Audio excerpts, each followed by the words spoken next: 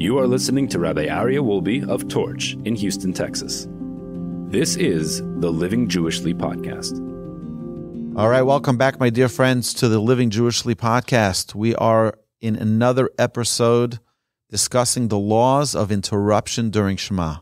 Last time we talked, we discussed the laws of Kaddish, the laws of Baruch Hu, the laws of calling to prayer. Now we're going to talk about interruptions, particularly regarding interruptions during Shema and the Shema blessings. So if you remember, and for those of you who are online, in the description you'll have a link to these sheets, so you can join along with us. This is halacha number 16. And we're going to be in the part that says about the blessings of the Shema and the Shema. So there are two blessings prior to the Shema, the blessing of Yotzer and the blessing of Ahava Rabbah. And then we have Shema. There are three portions in Shema, V'ahavta, V'hayim Shamoa, and Vayomer. And then we have the blessing of redemption. So when a person is in the middle of this prayer and there's any type of interruption of any sort, are they allowed to stop or not? And we're going to discuss that today. Halacha number 1. The Shema and its three blessings, Yotzer Or, Ahava Rabbah, and Emes V'yatziv, or known as the blessing of the redemption, are more stringent than Psuke de Zimra that we mentioned previously with regards to interruptions and responding to blessings. One should only interrupt between the following sections, between the end of Yotzer and the beginning of Ahava Rabbah. So if you open up a siddur, you will see that there is an actual blessing, and after that blessing is a point that you can stop and interrupt. So over here, after we say Baruch Atah Hashem Yotzer HaMe'aros, that's the end of one blessing, and then begins the next one of Ahava Rabbah. So now, over here, if someone hears Kaddish, he hears Kedusha, he hears someone say a blessing, he can answer Amen in between the sections. Each one of these is called its own section. Now, there are 4 spaces in the blessings of the Shema that one can stop in between. Not to talk, not to schmooze, not to catch up with a friend, but only for a matter of holiness. Between the end of Ahava Rabbah and the beginning of Shema, between the end of Shema and the beginning of V'haya im Shamoa, and between the end of V'haya im Shamoa and the beginning of Vayomer. Between these sections, one may answer Amen, and certainly Kaddish and Kedusha and Baruch Hu may be responded to. Between sections, one should avoid answering Baruch Hu uVaruch Shemo, which is after someone says the name of Hashem, we say Baruch Hu uVaruch Shemo, blessed is He and blessed is His name. Number 5, if one is between sections and hears the congregation reciting the Shema, he should not recite it with them because he's in the middle of a section. He's in the middle of a blessing. But rather, he should cover his eyes and recite what he's up to aloud as if he's reciting the Shema with the congregation. As if he's reciting it with the congregation. So it should appear that he's reading aloud with them.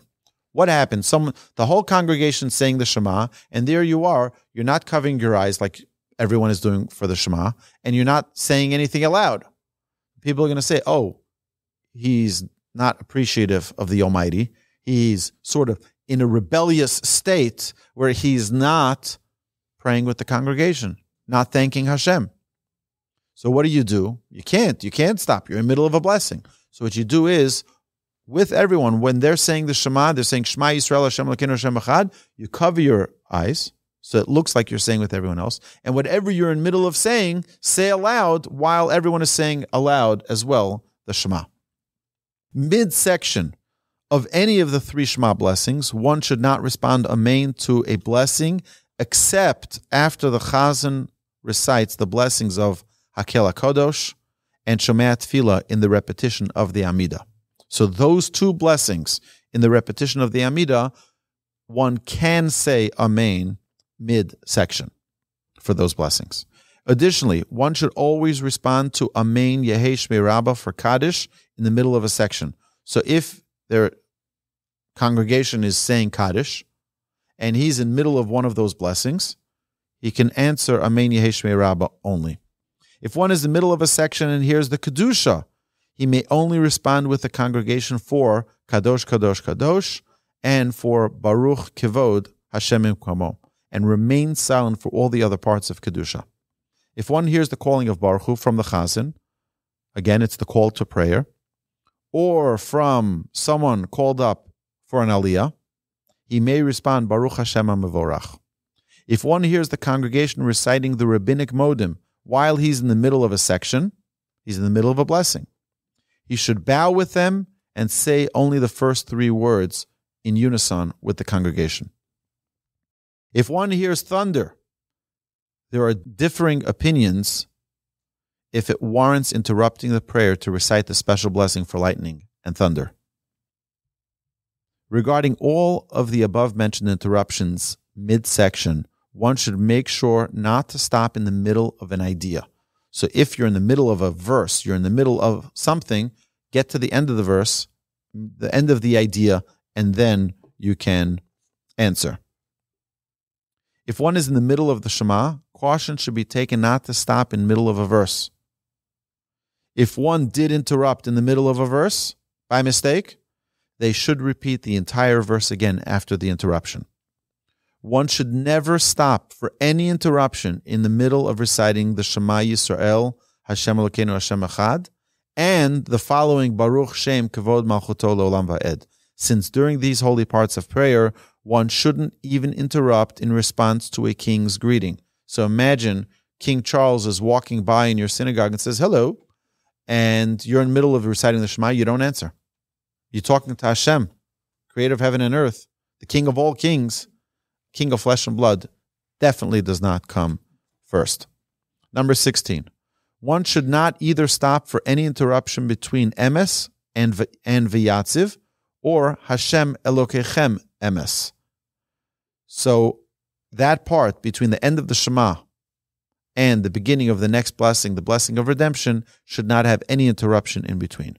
Nowadays, since people don't take offense if a friend doesn't reply hello while in the middle of prayer, so if you walk over to your friend and you say hello and they don't respond, you realize they're in the middle of praying. Of course they're not going to answer. No one's going to take offense to that. He should therefore avoid any response of hello to the greeting of their fellow, even between sections. So if it's possible for you to avoid any type of communication, any type of interruption in middle of prayer, it is best to do so. And that concludes the laws of interruptions during the blessing of Shema. Next week, we're going to discuss the laws of Shema and the actual prayer, the most powerful prayer, the mission statement of the Jewish people that we declare every single day, thrice daily. All right, my dear friends, have a terrific day.